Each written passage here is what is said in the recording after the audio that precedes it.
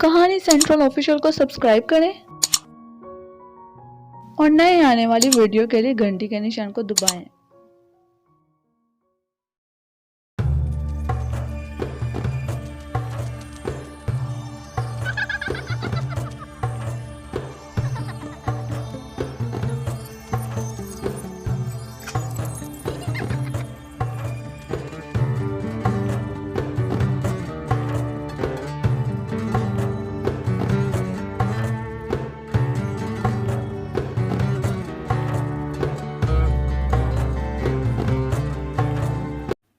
السلام علیکم every one, شروع کرتے ہیں آج کی ویڈیو اللہ تعالیٰ کے ببرکت نام سے جو بڑا مہربان اور نہایت رحم والا ہے۔ الف لیلہ قسط نمبر 3، حمال اور 3 لڑکیوں کی کہانی۔ بغداد میں ایک حمال رہتا تھا جس کے بیوی بچے نہ تھے۔ ایک روز وہ بغداد میں اپنے ٹوکرے سے تکیہ لگائے کھڑا تھا کہ ایک عورت آئی۔ اس کا برقع موصلی ریشم کا تھا، جوتوں پر زردوزی کا کام تھا اور ان کی حاشیوں پر موتی اور ہیرے ٹکے ہوئے تھے۔ اس کے گیسو ہل رہے تھے۔ اس نے اپنا نقاب اٹھایا تو اس کے نیچے 2 کالی کالی آنکھیں چمکتی ہوئی نظر آئیں جن پر پلکوں کی گوٹھ لگی ہوئی تھی۔ اس کا بدن نازک اور نازنین اور حسن کامل تھا۔ اس نے حمال کی طرف متوجہ ہو کر پیاری اور میٹھی آواز سے کہا کہ اپنا ٹوکرا لے کر میرے پیچھے پیچھے آ۔ حمال کو اپنے کانوں پر یقین نہ آیا۔ ٹوکرا لے کر اس کے پیچھے دوڑا اور کہنے لگا کہ اے نیک بختی کے دن، اے کامیابی کے دن۔ چلتے چلتے وہ ایک مکان کے دروازے پر ٹھہر گئی اور دروازہ کھٹکھٹانے لگی۔ ایک عیسائی نیچے آیا۔ اس نے اسے 1 دینار دیا اور ایک زیتونی رنگ کی شراب کی بوتل لے کر ٹوکرے میں رکھ دی اور حمال سے کہا کہ اٹھا اور میرے پیچھے پیچھے چل۔ حمال نے اپنے دل میں کہا کہ واللہ آج کا دن بڑا مبارک اور دعا کے قبول ہونے کا دن ہے، اور ٹوکرا اٹھا کر اس کے پیچھے پیچھے ہو لیا۔ اب وہ ایک میوہ فروش کی دکان پر ٹھہری اور وہاں سے شامی سیب، عثمانی ناشپتیاں، عمانی آڑو، چمبیلی، شامی نیلوفر، اقلامی، کیکڑیاں، مرابی نیبو، سلطانی نارنگیاں، ڈیمانی مرسینہ، مہندی پھل، بابونا، شقائق النعمان، بنفشہ، گلنار اور نسرین خرید کر سب چیزیں حمال کے ٹوکرے میں ڈال دی اور کہا کہ اٹھا۔ وہ اٹھا کر پیچھے پیچھے ہو لیا۔ اب وہ ایک قصاب کی دکان پر ٹھہری اور کہا کہ 10 ریتل گوشت کاٹ دے۔ اس نے گوشت کاٹ دیا اور لڑکی نے اس کی قیمت ادا کر کر گوشت کو کیلے کے پتے میں لپیٹ کر ٹوکرے میں رکھ دیا اور کہا کہ اے حمال اٹھا۔ اس نے ٹوکرا اٹھایا اور لڑکی کے پیچھے ہو لیا۔ وہاں سے چل کر وہ ایک بنیے کی دکان پر ٹھہری۔ وہاں سے چھلے ہوئے پستے، تہامی، کشمش، بادام خرید کر اس میں مختلف قسم کی مٹھائیاں مثلاً مشک دانے، سبونیاں، نبیو پاڑے، مربے، نیب، کنگی، چھوارے، راحت الکم اور طرح طرح کے حلوے بھر کر اسے ٹوکرے میں رکھ دیا۔ حمال نے کہا کہ اگر مجھے معلوم ہوتا تو اپنے ساتھ ایک اونٹ لیتا آتا اور یہ سارا سامان اس پر لا دیتا۔ لڑکی نے مسکرا کر اپنا ہاتھ اس کی گدی پر مارا اور کہا کہ جلد چل اور باتیں نہ بنا، خدا نے چاہا تو تجھے کافی مزدوری ملے گی۔ پھر وہ ایک عطر فروش کی دکان پر ٹھہری اور 10 قسم کے مختلف عطر خریدے مثلاً گلاب، شگوفہ، نیلوفر، بید، مشک وغیرہ اور مصری خریدی اور گلاب پاش اور گلوبان کی ڈلی اور عود اور عنبر اور مشک اور اسکندرانی موم بتیاں اور انہیں ٹوکرے میں رکھ کر کہا کہ اب اٹھا اپنا ٹوکرا اور پیچھے پیچھے چل۔ حمال نے اپنا ٹوکرا اٹھایا اور اس کے پیچھے روانہ ہو گیا، یہاں تک کہ وہ خوبصورت مکان کے پاس پہنچی جس کے سامنے ایک وسیع میدان تھا۔ مکان بلند اور اس کے ستون مضبوط تھے۔ دروازے کے دونوں پٹ ابنوس کے تھے، ان پر سونے کے پتر جڑے ہوئے تھے۔ لڑکی دروازے کے پاس ٹھہر گئی، نقاب الٹ کر آہستہ سے دستک دی۔ حمال اس کے پیچھے کھڑا ہوا، اس کے حسن و جمال میں مہو تھا۔ اب دونوں پٹوں نے جنبش کی اور دروازہ کھلا۔ حمال نے دروازہ کھولنے والی کو دیکھا۔ نو عمر لڑکی، بلند و بالا، سینہ ابھرا ہوا، حسن و جمال اور آب و تاب اور قد و اعتدال میں لاجواب، روشن پیشانی، سرخ رخسار، نیل گائے یا غزال کی سی آنکھیں، شبان کے چاند کی کمان کے سے آبرو، شقائق النعمان کے سے رخسار، سلیمان کی انگوٹھی کا سمو، مرجان کی طرح سرخ ہونٹ، موتی کی لڑی کی طرح کے دانت، غزال کی سی گردن، شامیانے کی طرح سینہ، پستان جیسے دو انار، پیٹ ریشم کی طرح نرم، ناف میں آج ٹانک لوبان کا تیل آ جائے۔ حمال نے اسے دیکھا تو ہوش اڑ گئے اور قریب تھا کہ ٹوکرا اس کے سر کے اوپر سے گر پڑے۔ اس نے اپنا دل میں کہا کہ آج سے زیادہ مبارک دن میں نے کبھی نہیں دیکھا۔ دروازہ کھولنے والی لڑکی نے سامان لانے والی لڑکی سے کہا کہ اندر آ، اس بیچارے حمال پر سے سامان اتار لے۔ سامان لانے والی لڑکی دروازے کے اندر داخل ہوئی، اس کے پیچھے پیچھے دروازہ کھولنے والی، پھر حمال۔ چلتے چلتے وہ ایک وسیع صحن میں داخل ہوئے جو نہایت سڈول اور خوبصورت بنا ہوا تھا، جس میں نقش و نگار اور پیچی کاری کا کام تھا۔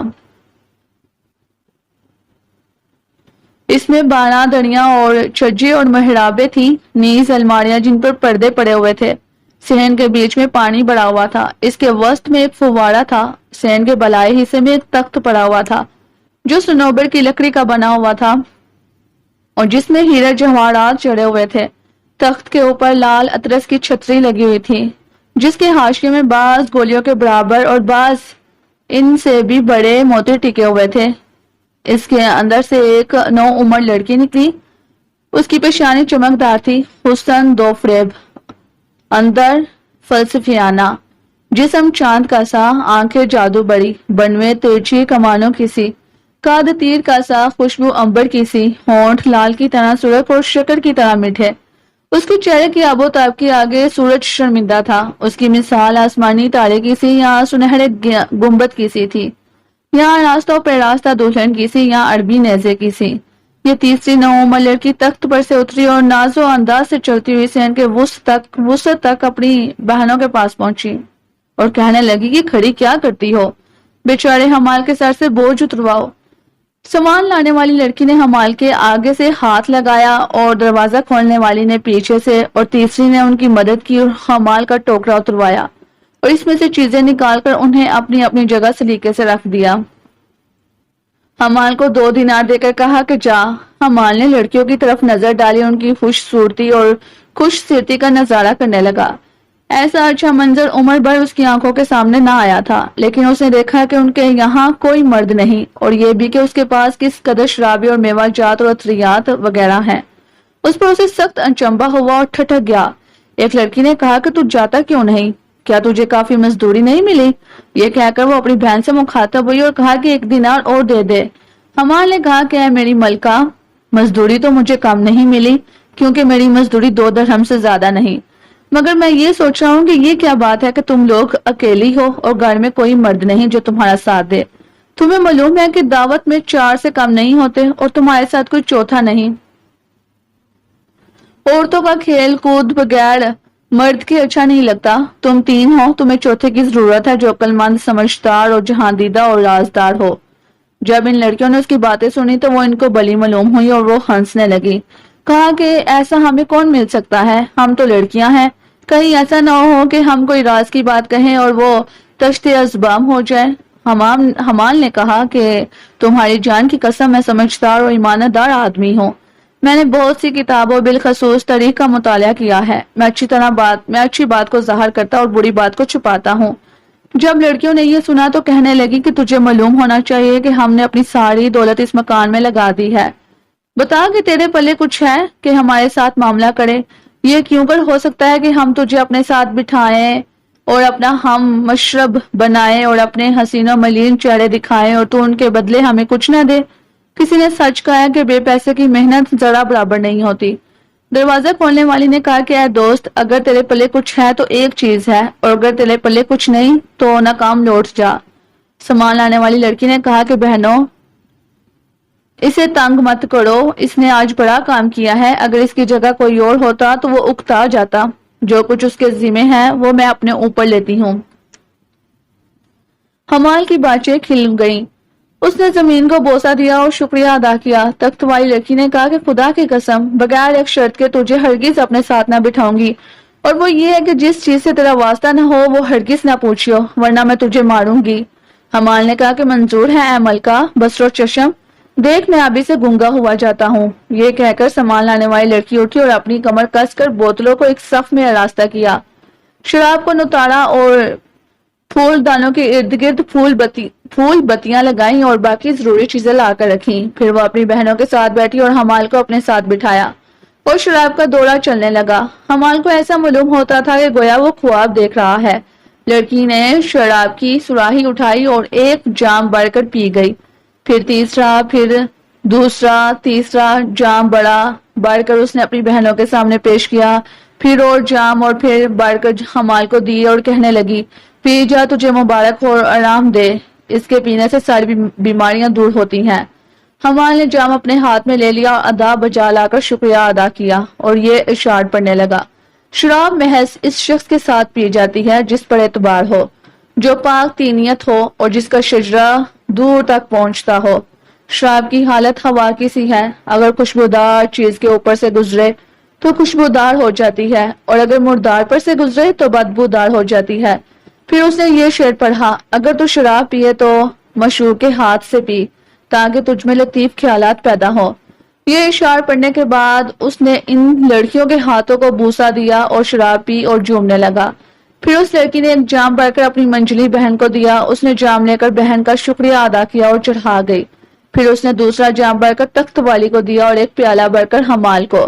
حمال نے زمین کو بوسہ دیا اور شکریہ ادا کر کر پی گیا۔ اب وہ محل کی مالکہ کے آگے آیا اور کہنے لگا، اے مالکہ میری، میں تیرا غلام اور زر خرید بندہ اور خادم ہوں۔ اس نے کہا کہ تجھے راس آئے اور پی، خدا مبارک کرے اور تجھے صحت و عافیت دے۔ حمال نے پیالہ لے کر اس کے ہاتھ چومے اور چڑھا گیا۔ اب لڑکی نے خود ایک پیالہ لیا اور پی گئی، اور اپنی بہنوں کے پاس آئی اور حمال کو اپنے ساتھ بٹھا کر مے نوشی میں مشغول ہو گئی، اور سب کے ساتھ مل کر گانے، ناچنے اور اشعار پڑھنے لگے۔ حمال ان کے ساتھ بوسہ و کنار کرنے لگا، کبھی انہیں کاٹتا، کبھی چٹکیاں لیتا۔ لڑکیوں میں سے کوئی اس کے منہ میں نوالا دیتی، کوئی مکے مارتی، کوئی چت لگاتی، کوئی خوشبو سنگاتی، اور اس میں اسے بڑا مزہ آ رہا تھا، اور ایسا معلوم ہوتا تھا گویا وہ جنت میں حوروں کی صحبت میں ہے۔ وہ اسی حالت میں تھے کہ شراب ان کے سروں میں چڑھنے لگی۔ جب شراب کافی چڑھ چکی تو دروازہ کھولنے والی لڑکی اٹھی اور اپنے کپڑے اتار کر برہنہ ہو گئی، اور اپنے لمبے لمبے بالوں سے بدن کو ڈانپ لیا اور حوض میں کود پڑی اور پانی کے ساتھ کھیلنے لگی۔ کبھی منہ میں پانی بھر کر ادھر ادھر پھینکتی اور کبھی حمال پر کلی کرتی۔ یہ سلسلہ اسی طرح سے چلتا رہا۔ پھر سب سے بڑی لڑکی، جو سب سے زیادہ خوبصورت تھی، اٹھی اور برہنہ ہو کر حوض میں کود پڑی اور گوتے لگانے اور نہانے اور کھیلنے لگی۔ حمال نے اسے برہنہ دیکھا تو ایسا معلوم ہوا گویا وہ چاند کا ٹکڑا تھی۔ اس کا چہرہ پورے چاند کی طرح تھا یا روشن صبح کی طرح۔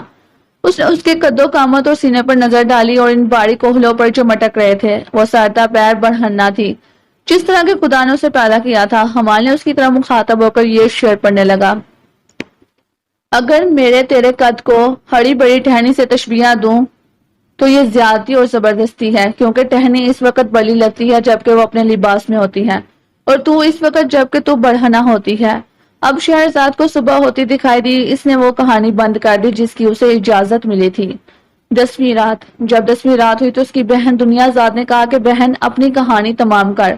اس نے کہا کہ بصر و چشم، اے نیک بخت بادشاہ، لڑکیاں حمال سے کہتی جاتی تھی کہ زب ایڑ خازوق، اور وہ ان کے بوسے لیتا، کاٹتا اور گلے لگاتا جاتا تھا، یہاں تک کہ اس کا دل سیر ہو گیا، اور لڑکیاں ماڑی ہنسی کے لوٹی جاتی تھی۔ آخرکار انہوں نے کہا کہ اچھا بھائی تو ہی بتا کہ اس کا نام کیا ہے۔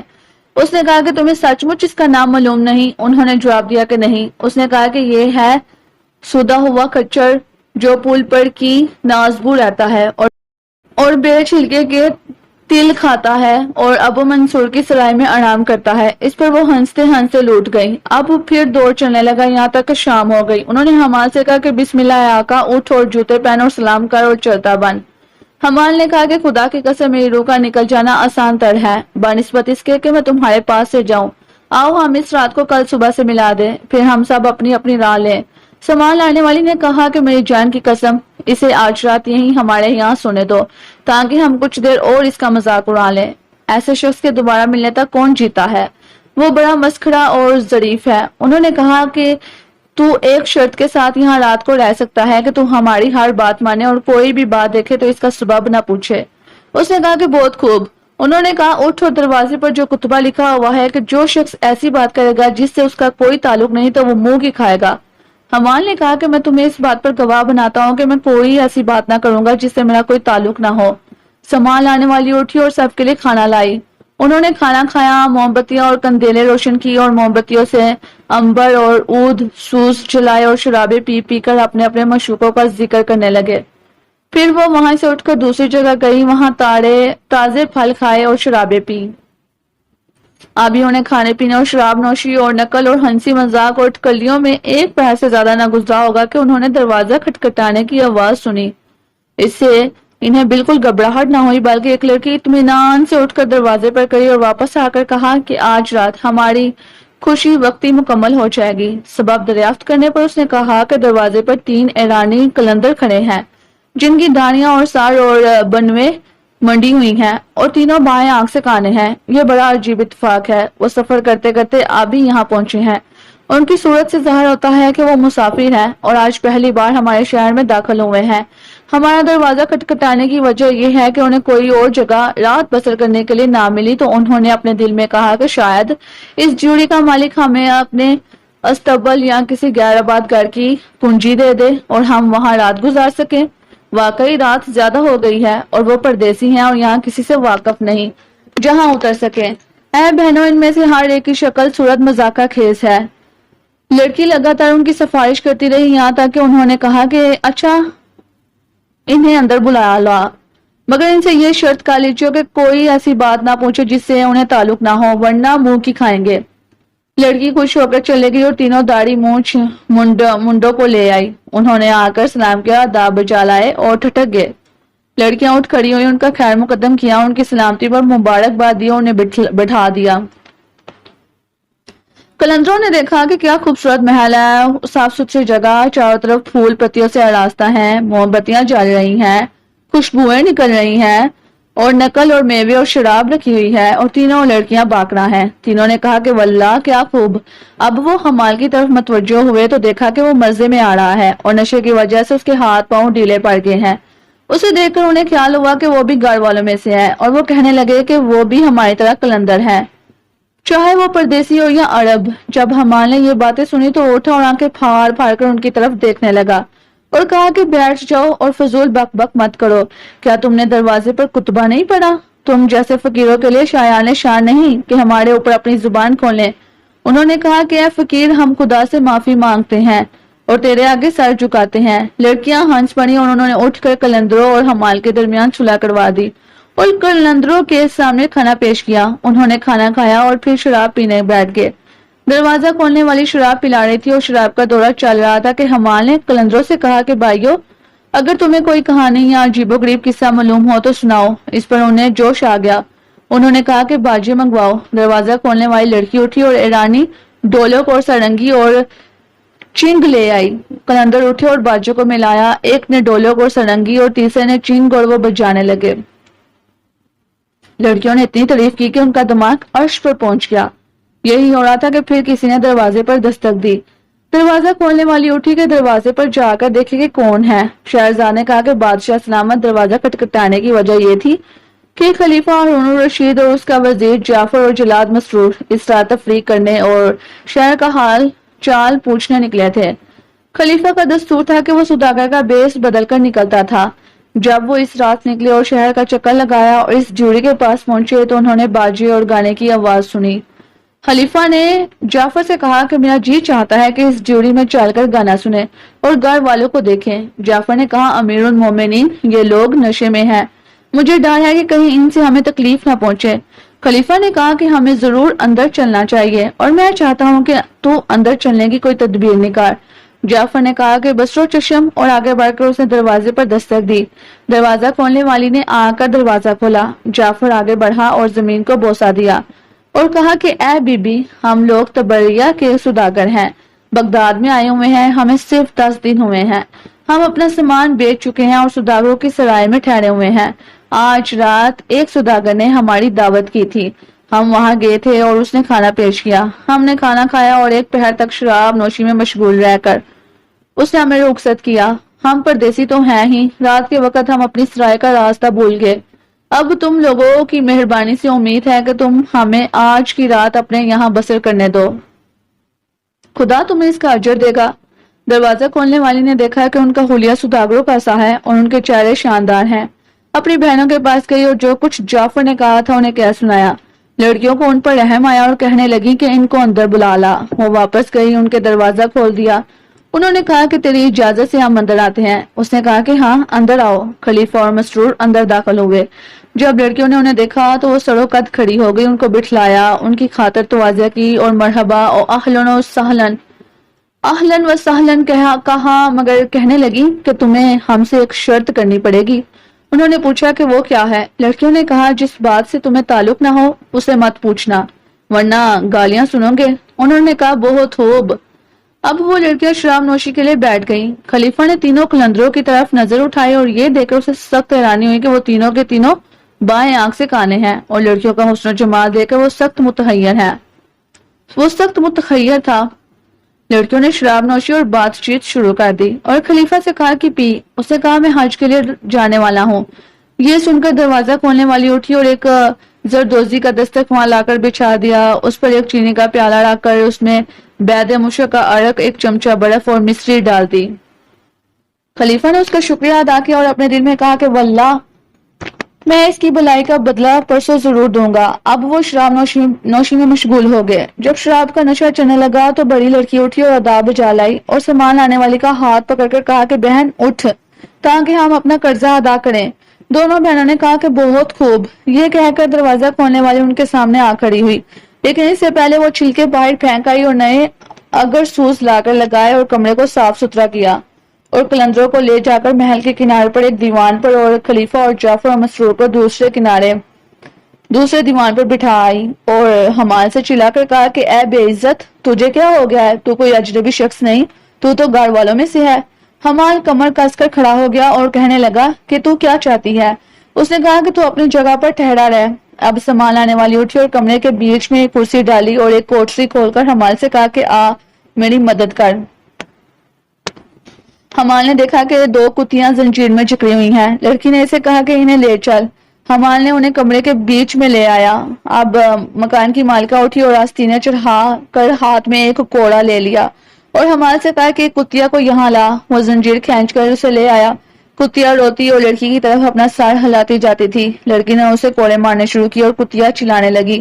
اس نے اتنے کوڑے مارے کہ اس کی کلائیاں تھک گئیں اور اب اس نے کوڑا پھینک کر کتیا کو سینے سے لگا لیا۔ اس کے آنسو اپنے ہاتھ سے پہنچنے اور اسے بوسہ دینے لگی۔ پھر اس نے حمال سے کہا کہ اسے لے جا اور دوسری کتیا کو لا۔ جب وہ دوسری کتیا کو لایا تو اس لڑکی نے اس کے ساتھ وہی کیا جو پہلی کے ساتھ کیا تھا۔ اس پر خلیفہ کا دل کڑھا اور اسے سخت پریشانی ہوئی۔ اس کا صبر ہاتھ سے جاتا رہا اور اسے ان کتیوں کا حال جاننے کا اشتیاق پیدا ہوا۔ اس نے جعفر کی طرف اشارہ کیا اور جعفر نے اس کی طرف متوجہ ہو کر اشارے سے جواب دیا کہ چپ رہیے۔ اب اس لڑکی نے دروازہ کھولنے والی کی طرف مخاطب ہو کر کہا کہ اٹھ اور اپنا فرض ادا کر۔ اس نے کہا کہ بہت خوب۔ یہ کہہ کر وہ لڑکی تخت کے اوپر گئی جو صنوبر کی لکڑی کا بنا ہوا تھا، جس میں سونے چاندی کے پتر لگے ہوئے تھے، اور دروازہ کھولنے والی اور سامان لانے والی سے کہا کہ اب تمہاری باری ہے۔ وہ دونوں اٹھی اور تخت کے پہلوں میں کرسیوں پر بیٹھ گئی۔ سامان لانے والی ایک کوٹری میں گئی اور وہاں سے اطلس کا ایک تھیلا لے آئی جس میں ہری جالر اور 2 سونے کے پھندے لگے ہوئے تھے۔ مالکہ کے سامنے کھڑے ہو کر اس نے تھیلا کھولا اور اس میں سے ایک سرنگی نکالی اور اس کے تار ملائے اور کونٹیاں کسیں اور اسے خوب ٹھیک کر کر بجانے اور گانے لگی۔ جب ملکہ نے اس کا گانا سنا تو اس کے دل میں ایک سرد آہ سی نکلی اور اس نے اپنے کپڑے پھاڑ ڈالے اور بے ہوش ہو کر زمین پر گر پڑی۔ خلیفہ نے دیکھا کہ اس کے بدن پر چھڑی اور کوڑے مارنے کے نشان ہیں۔ وہ بڑا سخت حیران ہوا کہ اس کے بدن پر چھڑی اور کوڑے مارنے کے نشان ہیں۔ وہ بہت سخت حیران ہوا۔ اب دروازہ کھولنے والی اٹھی اور اس پر پانی کا چھینٹا دیا اور عمدہ پوشاک لا کر اسے پہنائی۔ جب سب لوگوں نے یہ ماجرا دیکھا تو انہیں سخت پریشانی ہوئی اور ان میں سے کسی کو اس کے قصے کی خبر نہ تھی۔ خلیفہ نے جعفر سے کہا کہ اس لڑکی اور اس کی حالت اور کوڑے کے نشان کو دیکھ تو صحیح، جب تک مجھے سارا واقعہ اس لڑکی اور دونوں کتیوں کا حال معلوم نہ ہو جائے میں چپ نہیں بیٹھ سکتا۔ جعفر نے کہا کہ اے میرے آقا، انہوں نے ہمارے سامنے شرط کی ہے کہ جس بات سے ہمیں تعلق نہ ہو اس پر زبان نہ کھولیں ورنہ منہ کی کھائیں گے۔ اب اس لڑکی نے سامان لانے والی سے کہا کہ بہن قریب آ اور اپنا فرض ادا کر۔ اس نے کہا کہ بصر و چشم اور سرنگی لے کر اپنے سینے سے ٹیک لی اور بجانے اور گانے لگی۔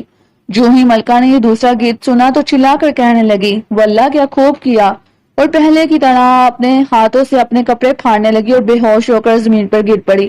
سامان لانے والی اٹھی اور اس نے اس پر پانی چھڑکا اور دوسرے کپڑے پہنائے۔ اب وہ اٹھ بیٹھی اور اپنی بہن سے کہنے لگی اور سنا۔